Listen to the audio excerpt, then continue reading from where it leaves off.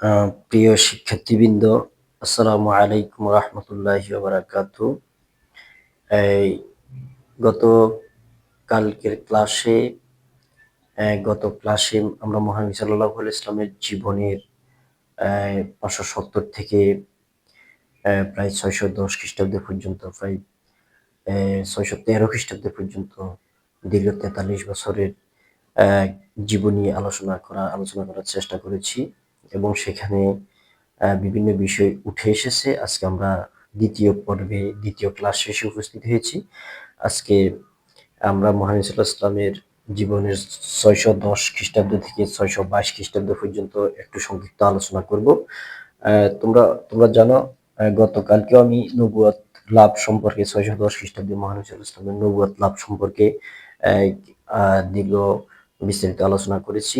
তোমরা জানো, মহানবী সাল্লাল্লাহু আলাইহি ওয়াসাল্লাম 610 খ্রিস্টাব্দে জাবালে নূর পাহাড়ের হেরা পর্বতের গুহায় যখন মক্কাবাসীদের অবস্থা, তাদেরকে ভালো পথে আনার জন্য ধ্যানমগ্ন করতেন, তখন সেখানে হযরত জিবরাইল ইসলামের মাধ্যমে আল্লাহ ওহী নাজিল করে মুহাম্মদ সাল্লাল্লাহু আলাইহি ওয়াসাল্লামকে নবী হিসেবে স্বীকৃতি দেন। এবং এক পর্যায়ে মুহাম্মদ সাল্লাল্লাহু আলাইহি ওয়াসাল্লামের হাতে হযরত খাদিজা রাদিয়াল্লাহু তাআলা আনহা সহ অনেকে ইসলাম ধর্ম গ্রহণ করেন, ইসলামের ছায়াতলে আশ্রয় গ্রহণ করেন। এটা মহানবী সাল্লাল্লাহু আলাইহি ওয়াসাল্লামের অনেকটা নবুয়ত থেকে মহানবী সাল্লাল্লাহু আলাইহি ওয়াসাল্লামের জীবন আরেকটা মোড, আরেকটা পরিবর্তনকারী একটা ঘটনা। যদি এর আগে মহানবী সাল্লাল্লাহু আলাইহি ওয়াসাল্লামের আল্লাহর পক্ষ থেকে নবী হন নাই, কিন্তু তিনি একজন সৎ মানুষ ছিলেন। আহ, নবুয়ত পাওয়ার পরপরই তিনি একজন নবী হিসেবে স্বীকৃতি লাভ করেন। এভাবে তিনি 610 খ্রিস্টাব্দে নবুয়ত লাভ করেন। আজকে আমাদের আলোচনার বিষয় হচ্ছে 615 এবং 616 খ্রিস্টাব্দে আবিসিনিয়ায় হিজরত। আমরা জানি মহানবী সাল্লাল্লাহু আলাইহি ওয়াসাল্লামের জীবনে প্রথম হিজরতের অনুমতি দিয়েছিলেন আবিসিনিয়ায় হিজরত। আবিসিনিয়ায় হিজরতকে দুইটি পর্বে ভাগ করা যায়। একটা হচ্ছে 615 খ্রিস্টাব্দে আবিসিনিয়ায় প্রথম হিজরত করেন, যখন নবুয়ত লাভ করার পর, যখন মহানবী সাল্লাল্লাহু আলাইহি ওয়াসাল্লাম মক্কার কুরাইশদেরকে ইসলামের দাওয়াত, একাত্মবাদের দাওয়াত দিচ্ছিলেন, তখন তারা মহানবী সাল্লাল্লাহু আলাইহি ওয়াসাল্লামের একাত্মবাদের দাওয়াতকে গ্রহণ না করে মহানবী সাল্লাল্লাহু আলাইহি ওয়াসাল্লামের উপর অমানসিক নির্যাতন, নিপীড়ন চালাতে থাকে। তখন আল্লাহ তাআলার নির্দেশে মহানবী সাল্লাল্লাহু আলাইহি ওয়াসাল্লাম এই অনুসারীদেরকে, নবদীক্ষিত মুসলমানদেরকে, যারা নব মুসলিম হয়েছে, তাদেরকে আবিসিনিয়ায়, আল্লাহর নির্দেশ ক্রমে আবিসিনিয়ায় হিজরতের জন্য বলেন। এই প্রথম পর্ব আবিসিনিয়ায় হিজরত হয় 615 খ্রিস্টাব্দে। এই পর্বে হযরত উসমান রাদিয়াল্লাহু তাআলা আনহু, তার স্ত্রী রুকাইয়া রাদিয়াল্লাহু তাআলা আনহা সহ 15 জন 15 জনকে আবিসিনিয়ায় পাঠানো হয়। তারা সেখানে প্রায় দীর্ঘ 2 মাস অবস্থান করে আবার ফিরে আসে। এরপরে 616 খ্রিস্টাব্দে মহানবী সাল্লাল্লাহু আলাইহি সাল্লাম আবার এই আবার অনেককে আবিসিনিয়ায় আহ, হিজরত করার জন্য পাঠান, এবং তারা সেখানে আবিসিনিয়ায় হিজরত যখন করেন। আবিসিনিয়ার তখন বাদশা ছিল নাজ্জাশী।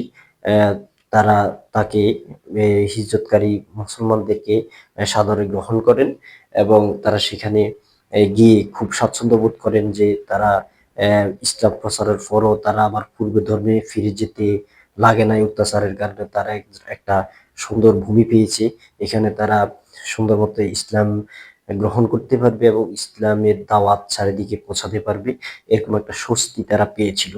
এরপরে এই দুইটা হিজরত, এর হিজরতে হচ্ছে মহানবী সাল্লাল্লাহু আলাইহি ইসলামের জীবনের অন্যতম একটি ঘটনা।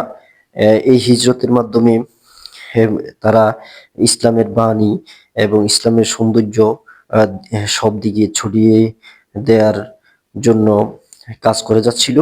এই প্রথম হিজরতের প্রথম পর্যায়ে, আবিসিনিয়া হিজরতের প্রথম পর্যায়ে 15 জন, তার মধ্যে 11 জন হচ্ছে পুরুষ এবং 4 জন হচ্ছে নারী। দ্বিতীয় পর্যায়ে এই 616 খ্রিস্টাব্দে যেই এই আবিসিনিয়া হিজরত হয়, সেখানে 83 জন পুরুষ এবং 18 জন স্ত্রী আবিসিনিয়ায় হিজরত করেন।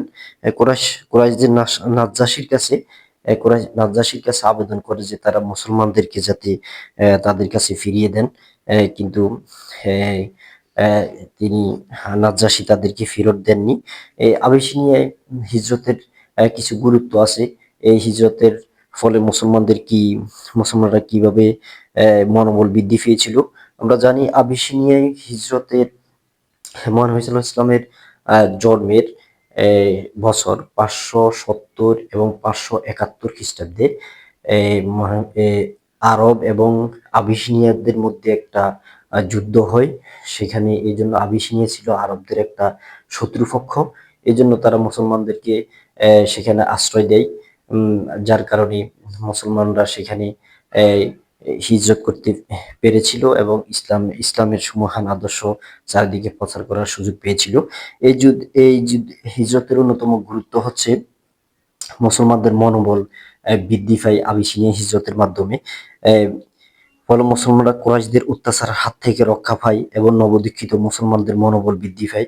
তারা ভাবতে শুরু করে যে তাদের একটি নিরাপদ আশ্রয় স্থল আছে, যেখানে তারা আশ্রয় নিতে পারবে, এবং কুরাইশদের মনোবল ভাঙন ধরে।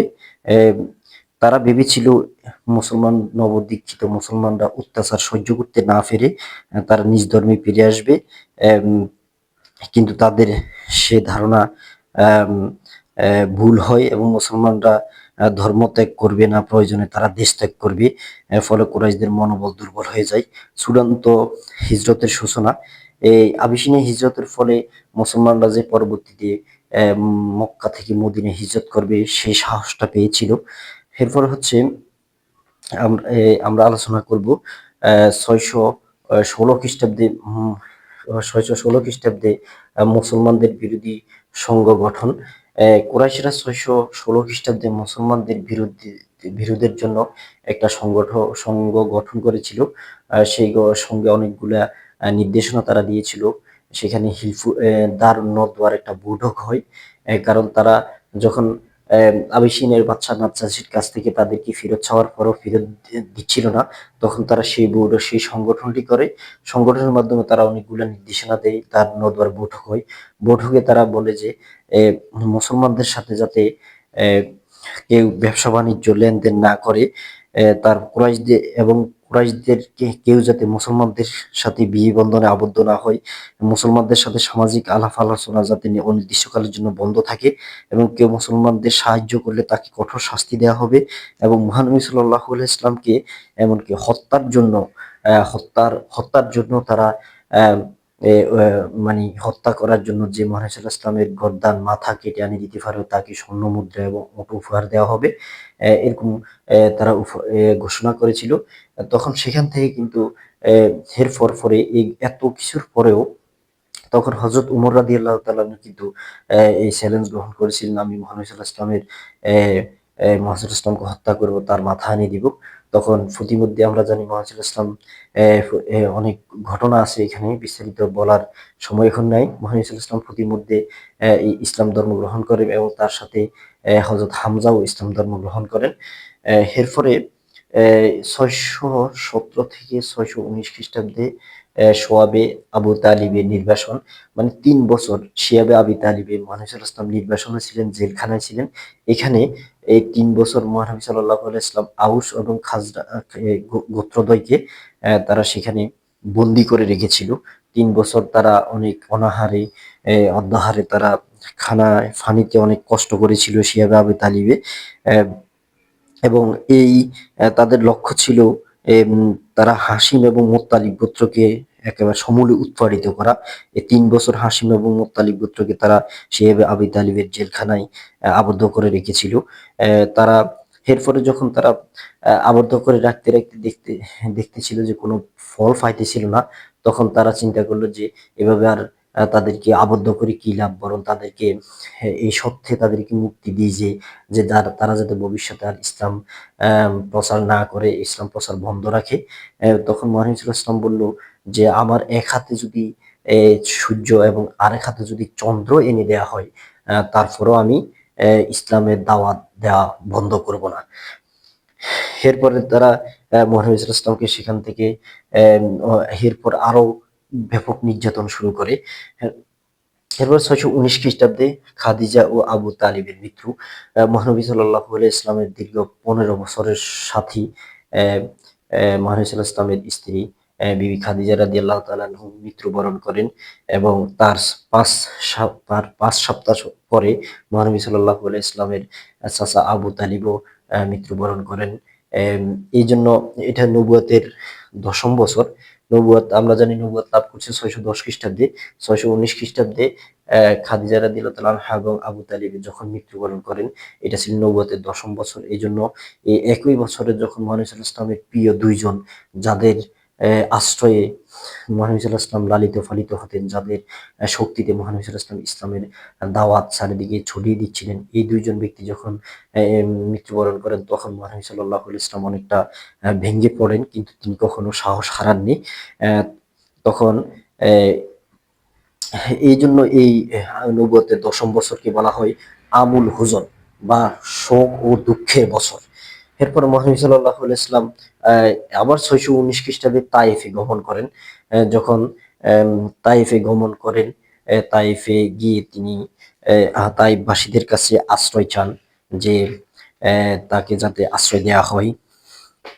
তখন তারা মহানবী সাল্লাল্লাহু আলাইহি ইসলামকে এই আশ্রয় মানে তাইফের বনু একটা গোত্র বনু আহলাফ গোত্রের কাছে আশ্রয় প্রার্থনা করেন, কিন্তু তাইফবাসীরা মহানবী সাল্লাল্লাহু আলাইহি ইসলামের প্রবর্তিত ইসলামের সুমহান বাণী উদ্ধারণ করতে না পেরে তাকে লাঞ্ছিত এবং অপমানিত করে শেষ পর্যন্ত প্রস্তরাঘাত পাথর মেরে মহানবী সাল্লাল্লাহু আলাইহি ইসলামকে আঘাতপ্রাপ্ত করলে মহানবী সাল্লাল্লাহু আলাইহি ইসলাম সেখান থেকে চলে আসেন। এভাবে মহানবী সাল্লাল্লাহু আলাইহি ইসলাম ইসলামের দাওয়াত চারিদিকে ছড়িয়ে দিচ্ছিলেন। এরপর মহানবী সাল্লাল্লাহু আলাইহি ওয়াসাল্লাম সেখান থেকে চলে আসেন। তখন ৬২০ খ্রিস্টাব্দের ২৬শে রজব মেরাজ গমন করেন। যখন মহানবী সাল্লাল্লাহু আলাইহি ওয়াসাল্লামের এই দুঃখ দুর্দশাময় অবস্থা যাচ্ছিল, তখন আল্লাহ তাআলা চিন্তা করলেন যে আমার প্রিয় হাবিব মুহাম্মদ সাল্লাল্লাহু আলাইহি ওয়াসাল্লামের সাথে সাক্ষাৎ করবেন। তখন তিনি হযরত জিবরাইল ও মিকাইল আলাইহিস সালাতু ওয়াস সালাম ২ জন ২৬শে রজব রাত্রিতে আসি মহানবী সাল্লাল্লাহু আলাইহি ওয়াসাল্লামকে মেরাজে নিয়ে যান। তখন তিনি আহ, বাইতুল মুকাদ্দাস থেকে মসজিদুল আকসা আকসাতে গমন করেন, ফিলিস্তিনে যেটা। সেখান থেকে প্রথম আসমানে, দ্বিতীয় আসমানে, তৃতীয় আসমানে, চতুর্থ, এভাবে সপ্তম আসমানের ঘরে সিদরাতুল মুনতাহা। এরপরে একাকী সিদরাতুল মুনতাহা পর্যন্ত জিবরাইল ও মিকাইল ইসলাম ছিলেন, বোরাকে করে তাকে নিয়ে যাওয়া হয়। এরপরে যখন তিনি সিদরাতুল মুনতাহা গেলেন, এরপরে উপরে আরশে আজিমে তিনি একা একা যান, যেহেতু তিনি আল্লাহর সাথে দেখা করবেন। জিবরাইল ইসলাম এবং মিকাইল ইসলাম আল্লাহর সাথে তো দেখা করার সুযোগ পাবে না। এই জন্য তিনি সিদরাতুল মুনতাহার থেকে একা একা তিনি সেখানে আল্লাহর সাথে সাক্ষাতের উদ্দেশ্যে যান। সেখানে পরবর্তী পথ তিনি রফরক নামক একটা বাহনের মাধ্যমে তিনি সেখানে যান এবং আল্লাহর সাথে সাক্ষাৎ করেন এবং সেখানে জান্নাত ও জাহান্নাম পরিদর্শন করেন, জান্নাত এবং জাহান্নামের চিত্র দেখেন এবং শেষ পর্যায়ে তিনি আমাদের জন্য ৫ ওয়াক্ত নামাজ সেখান থেকে নিয়ে আসেন। আমরা জানি মেরাজের রাত্রে মহানবী সাল্লাল্লাহু আলাইহি ওয়াসাল্লাম আমাদের জন্য ৫ ওয়াক্ত নামাজ নিয়ে এসেছেন। এরপরে ৬২০, ২১ এবং ২২ খ্রিস্টাব্দে আকাবা নামক স্থানে ৩টা শপথ হয়। আকাবা হচ্ছে প্রতি বছর এই মক্কায় প্রতি বছর মক্কায় হজ হতো। বিভিন্ন ধর্মাবলম্বীরা, তোমরা অবশ্যই অবগত আছো যে প্রতি বছর হজ হতো। বিভিন্ন ধর্মাবলম্বীরা এখানে কাবা গ্রহের এই যে হাজর আসওয়াদকে কেন্দ্র করে প্রতি বছর হজ করতে আসতো। তো মহানবী সাল্লাল্লাহু আলাইহি ওয়াসাল্লাম যখন ৬২০ খ্রিস্টাব্দে মিনায় গিয়ে মুসলমানদেরকে অনেকদেরকে ইসলামের দাওয়াত দিচ্ছিলেন, ইসলাম মহান আদর্শ মানুষের কাছে আলাপ আলোচনা করছিলেন। তখন ৬২০ খ্রিস্টাব্দে প্রথম আকাবার শপথ হয়। সেখানে মদিনার খারাজ গোত্র থেকে ৬ জন ব্যক্তি প্রথম মহানবী সাল্লাল্লাহু আলাইহি ওয়াসাল্লামের হাতে ইসলাম ধর্ম গ্রহণ করে এবং তারা সেখানে বায়াত গ্রহণ করে যে তারা মহানবী সাল্লাল্লাহু আলাইহি ওয়াসাল্লামের ইসলাম প্রচারে সহযোগিতা করবেন, এই অঙ্গীকার ব্যক্ত করেন। এটি আকাবার প্রথম শপথ নামে পরিচিত। এরপরে ৬২১ খ্রিস্টাব্দে দ্বিতীয় শপথ হয়। প্রথম বছরে যে ৬ জন খারাজ গোত্রের যে ৬ জন ইসলাম ধর্ম গ্রহণ করেছিল, পরবর্তী ৬২১ খ্রিস্টাব্দে ওই ৬ জন এই খারাজ গোত্র থেকে ৪ জন এবং আউস গোত্র থেকে ২ জন, তারা ৬ জন আরো ৬ জন নিয়ে এসছে। তারাও মহানবী সাল্লাল্লাহু আলাইহি ওয়াসাল্লামের কাছে বায়াত গ্রহণ করে, ইসলাম গ্রহণ করে এবং সব খারাপ কাজ থেকে বিরত থেকে ইসলামের বাণী চারিদিকে ছড়িয়ে দেওয়ার জন্য অঙ্গীকারবদ্ধ করেন। এর ফলে 622 খ্রিস্টাব্দে আকাবার দ্বিতীয় শপথ অনুষ্ঠিত হয়। এই শপথে এম, এ, তখন হজ করতে প্রায় 500 জন হাজী মদিনায় আসে। তোর মধ্যে 73 জন পুরুষ এবং 2 জন মহিলা আকাবার পন্থার মহানবী সাল্লাল্লাহু আলাইহি ওয়াসাল্লামের সাথে সাক্ষাৎ করে ইসলাম গ্রহণ করে। মহানবী সাল্লাল্লাহু আলাইহি ওয়াসাল্লাম তার অনুসারীদের রক্ষা এবং ইসলামের জন্য কাজ করার অঙ্গীকার করে এটি আকাবার তৃতীয় শপথ নামে পরিচিত। আম, এরপরে 622 খ্রিস্টাব্দে আহ, চূড়ান্ত হিজরতের ডাক আসে। মহানবী সাল্লাল্লাহু আলাইহি ওয়াসাল্লামের আম, উপরে যখন ইসলামের দাওয়াত দিন দিন বৃদ্ধি পেতে থাকে, তখন মক্কার কুরাইশরা মহানবী সাল্লাল্লাহু আলাইহি ওয়াসাল্লামের উপর আরো অত্যাচার আম, করা শুরু করে। তখন আম, আল্লাহ তাআলার নির্দেশে মহানবী সাল্লাল্লাহু আলাইহি ওয়াসাল্লাম মক্কা থেকে মদিনায় হিজরত করেন। আমরা জানি হিজরত শব্দের অর্থ দেশ ত্যাগ করা, আম, তারপরে দূরে সরে যাওয়া, এরকম। তো এই মহানবী সাল্লাল্লাহু আলাইহি ওয়াসাল্লাম 622 খ্রিস্টাব্দে মক্কা থেকে মদিনায় হিজরত করেন। হিজরতের সময় মহানবী সাল্লাল্লাহু আলাইহি ওয়াসাল্লাম হযরত আলী রাদিয়াল্লাহু তাআলা আনহুকে তার বিছানায় শুইয়ে রেখে হযরত আবু বকর রাদিয়াল্লাহু তাআলা আনহুকে নিয়ে আহ, মদিনার উদ্দেশ্যে রওনা হলেন। প্রথম আহ, প্রথম তিনি আহ, রওনা দেওয়ার ফলে 3 দিন সর গুহায় আশ্রয় গ্রহণ করেন। মানে মহানবী সাল্লাল্লাহু আলাইহি ওয়াসাল্লাম যখন মদিনার দিকে রওনা হন, তখন তারা মহানবী সাল্লাল্লাহু আলাইহি ওয়াসাল্লামকে খোঁজার জন্য যখন গিয়েছিল, তখন দেখলো যে মহানবী সাল্লাল্লাহু আলাইহি ওয়াসাল্লামের বিছানায় হযরত আলী শুয়ে আছে। তখন তারা মহানবী সাল্লাল্লাহু আলাইহি ওয়াসাল্লামের পায়ের চিহ্ন দেখে দেখে তারা মহানবী সাল্লাল্লাহু আলাইহি ওয়াসাল্লামকে খুঁজতে থাকে। এক পর্যায়ে মহানবী সাল্লাল্লাহু আলাইহি ওয়াসাল্লাম সওর গুহায় আশ্রয় গ্রহণ করে এবং সেখানে 3 দিন অবস্থান করেন। এরপরে সেখান থেকে মহানবী সাল্লাল্লাহু আলাইহি ওয়াসাল্লাম এবার কুবা নামক স্থানে গিয়ে সেখানে 3 দিন অবস্থান করেন এবং সেখানে মানুষদেরকে দাওয়াত দেন। এবং মসজিদে কুবা নামক ইতিহাসে প্রথম মসজিদ, মুসলমানদের প্রথম মসজিদ নির্মাণ করেন কুবায়, যা মসজিদে কুবা নামে পরিচিত। এবং সেখানে তিনি একটা মসজিদ নির্মাণ করে এবং সবাইকে ইসলামের দাওয়াত দিয়ে ইসলামের মহানবী সাল্লাল্লাহু আলাইহি ওয়াসাল্লামের মদিনার সফর সঙ্গী মুহাজির সংখ্যা দিন দিন বাড়তে থাকে। এভাবে তিনি 622 খ্রিস্টাব্দে 12ই সেপ্টেম্বর মদিনার উদ্দেশ্যে রওনা হন।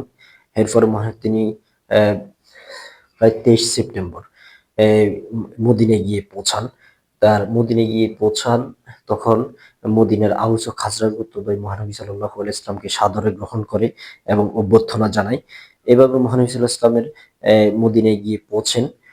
পরবর্তীতে এই হিজরতের মহানবী সাল্লাল্লাহু আলাইহি ওয়াসাল্লাম হিজরতের মক্কা থেকে মদিনায় হিজরতের অনেকগুলো কারণ আছে। হিজরতের কারণগুলো হচ্ছে, যেসব কারণে মহানবী সাল্লাল্লাহু আলাইহি ওয়াসাল্লাম মক্কা থেকে মদিনায় হিজরত করেন, তার অন্যতম কারণ হচ্ছে মক্কাবাসীরা মহানবী সাল্লাল্লাহু আলাইহি ওয়াসাল্লামের উপর অমানবিক নির্যাতন চালাতো।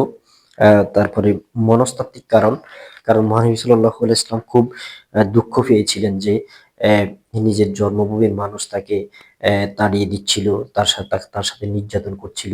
মহানবী সাল্লাল্লাহু আলাইহি ওয়াসাল্লাম যেখানে সবচাইতে বেশি ভালোবাসা পাওয়ার কথা নিজের জন্মভূমি, যে জন্মভূমির মানুষের জন্য তিনি ভালো কাজে ফিরিয়ে আনার জন্য, একাত্মবাদের দাওয়াত দেওয়ার জন্য দিনরাত কষ্ট করে যাচ্ছেন, সেই এই, তার মক্কাবাসীরাই তাকে যখন নির্যাতন করে, মহানবী সাল্লাল্লাহু আলাইহি ওয়াসাল্লাম মানসিকভাবে খুবই দুশ্চিন্তা হয়ে পড়েন। এ, তারপরে কারণ হচ্ছে পরিবেশগত কারণ।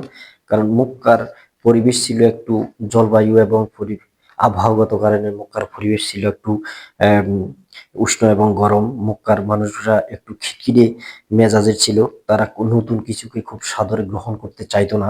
এই জন্য আম, পরিবেশগত কারণে মহানবী সাল্লাল্লাহু আলাইহি ওয়াসাল্লাম মক্কা থেকে মদিনায় হিজরত করেন।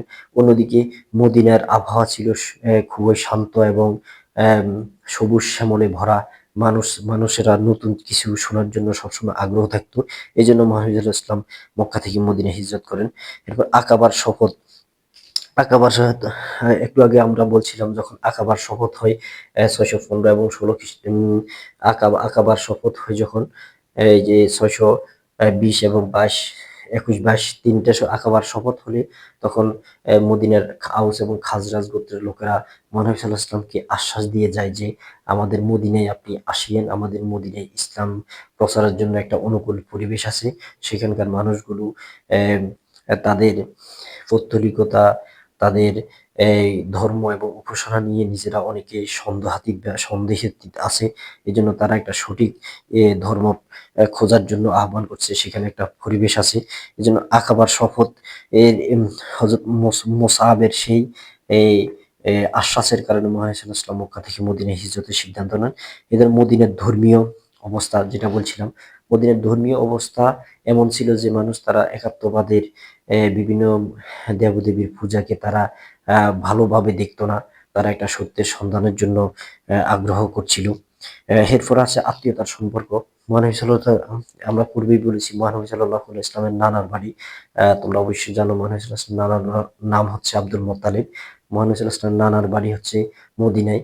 এজন্য তিনি মক্কার নির্যাতন কারণে তিনি মদিনায় হিজরত করার সিদ্ধান্ত গ্রহণ করেন। এরপরে মহানবী সাল্লাল্লাহু আলাইহি ইসলামের এই আত- উম, এরপরে মহানবী সাল্লাল্লাহু আলাইহি ইসলামের মদিনা হিজরতের আরেকটি অন্যতম কারণ হচ্ছে মধ্যস্থতার জন্য আমন্ত্রণ। মদিনাবাসীরা মহানবী সাল্লাল্লাহু আলাইহি ইসলামকে তাদের দীর্ঘদিনের আউস এবং খাজরাজ গোত্রের মধ্যে যে দীর্ঘদিনের একটা যুদ্ধ লেগেছিল, প্রায় শত শত বছরের যুদ্ধ লেগেছিল, সেই যুদ্ধের আপোষ মীমাংসাকারী বা বিচারক হিসাবে মহানবী সাল্লাল্লাহু আলাইহি ইসলামকে আহ্বান জানান। এই জন্য তিনি মক্কা থেকে মদিনায় হিজরত করেন। এরপরে হিজরতের আরেকটি অন্যতম কারণ হচ্ছে ইহুদি এবং খ্রিস্টানদের মানসিক পরিবর্তন ও আমন্ত্রণ। মহানবী সাল্লাল্লাহু আলাইহি সাল্লাম আহ, আহ, যে শেষ নবী, এটা ইহুদি এবং খ্রিস্টানগণ তাদের তাওরাত কিতাবে উল্লেখ পেয়েছেন। তার তাওরাত কিতাবে উল্লেখ আছে যে শেষ যখন একজন নবী আসবেন, তিনি অনেক গুণে গুণান্বিত থাকবেন। মানুষ তাকে অনেক বেশি ভালোবাসবে। সেই জন্য তারা মহানবী সাল্লাল্লাহু আলাইহি সাল্লামকে শেষ নবী ভেবে মক্কায় থেকে মদিনায় হিজরতের জন্য আমন্ত্রণ জানিয়েছিলেন। এরপর মহানবী সাল্লাল্লাহু আলাইহি ইসলামের হিজরতের আরেকটি অন্যতম কারণ হচ্ছে নবী করিম সাল্লাল্লাহু আলাইহি ইসলামকে হত্যার পরিকল্পনা। কারণ এই মক্কার কুরাইশরা মহানবী সাল্লাল্লাহু আলাইহি ইসলামকে হত্যার জন্য একটা পরিকল্পনা করে। তারা চিন্তা করলো মহানবী সাল্লাল্লাহু আলাইহি ইসলামকে যদি একজন কোনো নির্দিষ্ট ব্যক্তি হত্যা করে, তখন তাকে এই তাকেও অন্য কেউ হত্যা করতে পারে। এই জন্য তারা হত্যার জন্য একটা দল গঠন করে, যাতে এক দলের নির্দিষ্ট কাউকে হত্যাকারী হিসাবে চিহ্নিত করতে না পারে। এরপর মহানবী সাল্লাল্লাহু আলাইহি ইসলামের মদিনা হিজরতের আরেকটি অন্যতম কারণ হচ্ছে হে আল্লাহর আদেশ লাভ। সর্বশেষ মহানবী সাল্লাল্লাহু আলাইহি ওয়াসাল্লাম যখন কাফেররা মহানবী সাল্লাল্লাহু আলাইহি ওয়াসাল্লামকে হত্যা করতে আসতে শুরু করলো, তো জিবরাইল আলাইহিস সালাম আসি মহানবী সাল্লাল্লাহু আলাইহি ওয়াসাল্লামকে খবর দিলেন যে কুরাইশরা আসছে আপনাকে হত্যা করার জন্য। আপনি মক্কা থেকে মদিনায় হিজরত করেন। কারণ মহানবী সাল্লাল্লাহু আলাইহি ওয়াসাল্লাম আল্লাহর নির্দেশ, নবুয়তের পরে আল্লাহর নির্দেশ ছাড়া মহানবী সাল্লাল্লাহু আলাইহি ওয়াসাল্লাম কিছুই করতেন না। এই জন্য আল্লাহ তাআলা বলেন ওয়া মা ইয়ানতিকু আনিল হাওয়া, রাসূল সাল্লাল্লাহু আলাইহি ওয়াসাল্লাম বলেন ওয়া মা ইয়ানতিকু আনিল হাওয়া ইন হুয়া ইল্লা ওয়াহয়ুন ইউহা। আম, মানে আল্লাহর নির্দেশ ছাড়া তিনি হ্যাঁ, কোনো কথা বলতেন না। যখন ওহী আসতেন, তখন তিনি ওহী হিসেবে মানুষের সাথে কথা বলতেন। এরপরে হচ্ছে হিজরতের ঘটনা, যেটা আমি পূর্বেই বলে ফেলছি যে হিজরত শুরু হয় 622 খ্রিস্টাব্দে 22শে সেপ্টেম্বর। তিনি হযরত আলীকে বিছানায় শুইয়ে রেখে আবু বকর রাদিয়াল্লাহু তাআলা আনহুকে নিয়ে আহ, প্রথমে এই সওর গুহায় 3 দিন অবস্থান করেন। সেখান থেকে মসজিদে কুবায় যান। কুবায় যেয়ে সেখানে একটা মসজিদ নির্মাণ করেন, মসজিদে কুবা। সেই মসজিদে কুবা এভাবে সেখানে অনেকে ইসলাম ধর্ম গ্রহণ করে। মসজিদে কুবা থেকে মহানবী সাল্লাল্লাহু আলাইহি ওয়াসাল্লাম মদিনায় গিয়ে পৌঁছেন 622 খ্রিস্টাব্দে 23শে সেপ্টেম্বর। অর্থাৎ মহানবী সাল্লাল্লাহু আলাইহি ওয়াসাল্লাম হিজরত শুরু করেন 622 খ্রিস্টাব্দে 12ই সেপ্টেম্বর এবং মদিনায় গিয়ে পৌঁছেন 23শে সেপ্টেম্বর। এটাই হচ্ছে হিজরতের মূল ঘটনা। এরপরে হিজরতের গুরুত্ব বা তাৎপর্য। হিজরতের গুরুত্বটা কি, হিজরতের তাৎপর্যটা কি, বা হিজরতের ফলে কি হয়, মানে ইসলামের জীবনে কি পরিবর্তন আসে। এখন আমরা জানবো হিজরতের গুরুত্ব। মদিনার জীবনের সূচনা। হিজরতের গুরুত্ব যেটা আমরা বলছি, এই হিজরতের ফলে মহানবী সাল্লাল্লাহু আলাইহি ওয়াসাল্লামের মদিনার জীবনের সূচনা হয়। মহানবী সাল্লাল্লাহু আলাইহি ওয়াসাল্লাম মদিনায় ইসলাম প্রচার করতে শুরু করেন। মদিনার এবং এই হিজরতের ফলে মুহাজির ও আনসারদের আহ, একটা উদ্ভব হয়। মুহাজির ও আনসার শ্রেণী। মুহাজির বলতে আমরা বুঝি যারা মহানবী সাল্লাল্লাহু আলাইহি ওয়াসাল্লাম মক্কা থেকে মদিনা হিজরতের পথে যারা ইসলামের আলোয় ইসলামে দীক্ষিত হয়ে নব প্রতিষ্ঠিত মুসলমানরা পথে পথে যারা ইসলাম গ্রহণ করছেন সবাইকে নিয়ে তিনি মদিনায় গিয়ে পৌঁছেন, তারা হচ্ছে মুহাজির। আহ, আর যারা মহানবী সাল্লাল্লাহু আলাইহি ওয়াসাল্লামের সাথে যারা মক্কা থেকে মদিনায় গিয়েছেন তাদেরকে বলা হয় আনসার। আনসার অর্থ সাহায্যকারী, আর মুহাজির অর্থ হচ্ছে সাহায্য প্রাপ্ত। এই এই মুহাজির এবং আনসার শ্রেণীর উদ্ভব ঘটে। এরপরে মহানবী সাল্লাল্লাহু আলাইহি ইসলামের আরেকটি মহানবী সাল্লাল্লাহু আলাইহি ইসলামের হিজরতের আরেকটি অন্যতম গুরুত্ব ফলাফল হলো মদিনার রাষ্ট্র গঠন ও এর গুরুত্ব বৃদ্ধি পায়। আরবের কাছে মদিনার গুরুত্ব বৃদ্ধি পায় এবং হিজরি হিজরি সন প্রবর্তন করা হয়। এই আমরা জানি 639 খ্রিস্টাব্দে হিজরি সাল প্রতিষ্ঠা করা হয়। হযরত উমর রাদিয়াল্লাহু তাআলা এর শাসনামলে 639 খ্রিস্টাব্দে হিজরি সাল বা হিজরি ক্যালেন্ডার স্থাপন করা হয় এবং এটাকে হিসাব করা হয় মহানবী সাল্লাল্লাহু আলাইহি ওয়াসাল্লামের হিজরতের 622 খ্রিস্টাব্দকে সালকে কেন্দ্র করে। তাহলে হিজরি সালটাই হিজরতের অন্যতম গুরুত্ব বা তাৎপর্য ফলাফল। এরপরে হচ্ছে ভ্রাতৃত্ব প্রতিষ্ঠা। মহানবী সাল্লাল্লাহু আলাইহি ওয়াসাল্লাম এই মহানবী সাল্লাল্লাহু আলাইহি ওয়াসাল্লাম ভ্রাতৃত্ব প্রতিষ্ঠা করেন। এই আউস এবং খাজরাজ গোত্রের মধ্যে যে দীর্ঘদিনের যুদ্ধ লেগে ছিল, মহানবী সাল্লাল্লাহু আলাইহি ওয়াসাল্লাম সেই যুদ্ধের মীমাংসা করেন এবং মদিনার প্রত্যেকটা গোত্রের মধ্যে একটা ভ্রাতৃত্ব এবং পরস্পরের সাথে মিলেমিশে সার্বভৌমত্ব রক্ষার জন্য তারা প্রতিশ্রুতিবদ্ধ হয়ে থাকেন। এরপরে হচ্ছে আহ, আহ, নবীর শহর বা মসজিদে মদিনাতুন নবী বা নবীর শহর ইয়াসরিবকে তথা মদিনাকে মদিনার নবীর শহর হিসেবে আখ্যায়িত করা হয়। এই হচ্ছে আমাদের আজকের ক্লাসের মূল বক্তব্য। আচ্ছা, আজকে তোমাদেরকে যে গুরুত্বপূর্ণ ক্লাসটা দিয়েছি, তোমরা খুব এখন সামারিটা বলি। কারণ মহানবী সাল্লাল্লাহু আলাইহি ওয়াসাল্লামের নবুয়ত লাভ করছে 610 খ্রিস্টাব্দে। নবুয়তের কাহিনী আমি তোমাদেরকে বলছি। এরপরে আমি এখানে তোমাদেরকে পয়েন্টের প্রথমে আমি সালটা কেন দিছি এটা তোমাদেরকে আগে বুঝতে হবে। কারণ সালটা দিছি প্রতি সাল ওয়ারি যদি যখন তুমি ঘটনাগুলো মনে রাখো তোমার ভালো মনে রাখবে। সাধারণত মানুষ আগে পয়েন্ট লেখে পরে সাল লেখে, আমি আগে সাল লিখছি এই জন্য যাতে তোমরা বুঝতে সুবিধা হয়। 610 খ্রিস্টাব্দে নবুয়ত লাভ করছে, 615 খ্রিস্টাব্দে আবিসিনিয়ায় হিজরত প্রথম হিজরত হয়, 616 খ্রিস্টাব্দে আবিসিনিয়ায় দ্বিতীয় হিজরত হয়। এরপরে হিজরতের গুরুত্ব কি? মুসলমানদের মনোবল বৃদ্ধি পায়, কুরাইশদের মনোবল ভাঙন ধরে চূড়ান্ত হিজরতের সূচনা হয়।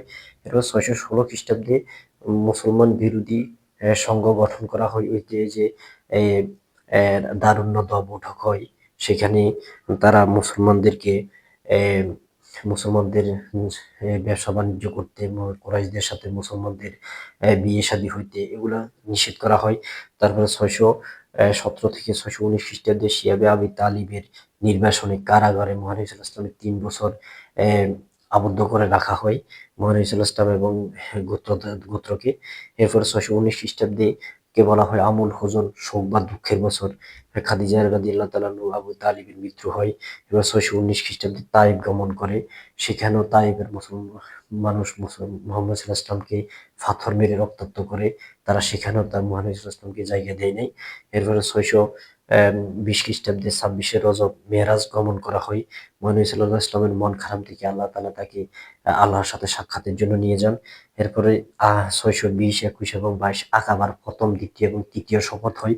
ওই যে যখন হজের মৌসুমে হজ করার জন্য মানুষ যখন মক্কা থেকে মদিনায় মদিনা থেকে মক্কায় এসে হজ করার জন্য, সেখানে প্রথম 6 জন, পরে 6 জন 12 জন, এরপরে প্রায় প্রায় 83 জনের মতো, 83 জন